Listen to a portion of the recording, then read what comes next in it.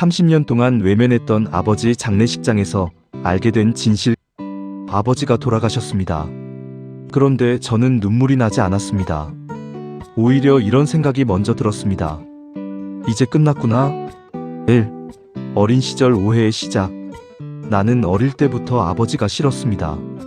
아버지는 늘 말이 없었고 집에 들어오면 밥만 먹고 방에 들어가 버렸습니다. 아빠, 오늘 학교에서 내가 말을 걸면 아버지는 고개만 끄덕일 뿐이었습니다. 그래, 그게 전부였습니다. 운동회 날도 졸업식 날도 아버지는 한 번도 오지 않았습니다. 그날 운동장에서 다른 아이들이 아버지 손을 잡고 웃고 있을 때 나는 혼자 서 있었습니다. 그때 마음속으로 다짐했습니다. 나는 저 사람처럼 안 살 거야. 점점 멀어지는 관계. 중학생이 되면서 나는 아버지와 대화를 거의 하지 않게 되었습니다. 어머니는 늘 아버지를 이해하라고 했지만 나는 받아들이지 않았습니다. 아버지는 원래 그런 분이야. 아니야. 그냥 가족에 관심 없는 거야. 내 마음속에서 아버지는 이미 차가운 사람이었습니다. 고등학교 때는 더 심해졌습니다. 성적이 떨어지자 아버지는 한마디 했습니다. 공부는 해야지. 그 말이 너무 싫었습니다. 평소엔 아무 말도 안 하다가 이럴 때만 아버지인 척하네. 나는 방문을 쾅 닫아버렸습니다. 그날 이후 우리는 거의 남처럼 살았습니다. 3. 집을 떠나다. 대학에 합격하자마자 나는 집을 나왔습니다. 자취할게요. 아버지는 아무 말도 하지 않았습니다. 그저 고개만 끄덕였습니다. 그 모습이 더 화가 났습니다. 잡지도 않네. 그게 내가 집을 완전히 떠나게 된 계기였습니다. 이후로 나는 명절에도 거의 내려가지 않았고 전화도 하지 않았습니다. 어머니와만 가끔 통화했을 뿐이었습니다. 4. 어머니의 죽음. 몇 년 후 어머니가 갑자기 돌아가셨습니다. 장례식장에서 나는 오랜만에 아버지를 봤습니다. 그런데 아버지는 생각보다 훨씬 늙어 있었습니다. 등이 굽어 있었고 머리는 거의 하얗게 변해 있었습니다. 하지만 나는 그 모습에도 별다른 감정을 느끼지 못했습니다. 우리는 단둘이 남았지만 그 이후로도 관계는 달라지지 않았습니다. 30년의 시간. 그렇게 30년이 흘렀습니다.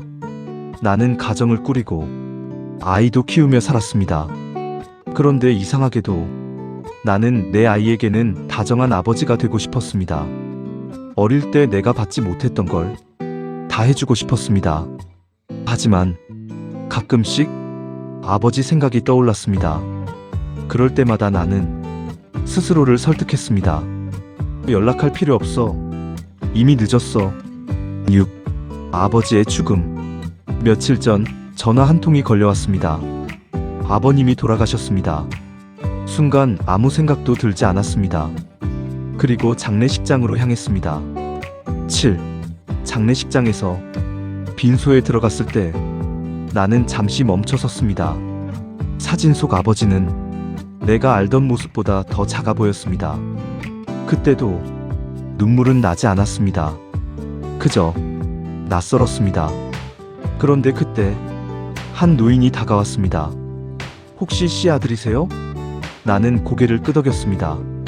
노인은 한참 나를 보더니 조용히 말했습니다. 아버님이 평생 아드님 얘기만 하셨어요. 8. 처음 듣는 이야기. 나는 믿기지 않았습니다. 저요? 노인은 천천히 말을 이어갔습니다.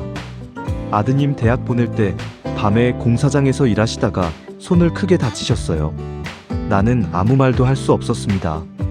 그래도 병원도 안 가시고 일 계속하셨어요. 돈 아껴야 한다고. 내 머리가 멍해졌습니다. 그런 이야기는 단 한 번도 들어본 적이 없었습니다. 9. 가방 속 진실. 나는 빈소 한쪽에 놓인 아버지의 낡은 가방을 발견했습니다. 왠지 모르게 열어봐야 할 것 같았습니다. 지퍼를 열자 오래된 물건들이 나왔습니다. 그리고 그 안에는 내가 어릴 때 쓴 그림일기와 상장들이 고이 보관되어 있었습니다. 나는 손이 떨리기 시작했습니다. 그 밑에서 한 장의 편지가 나왔습니다. 10. 편지.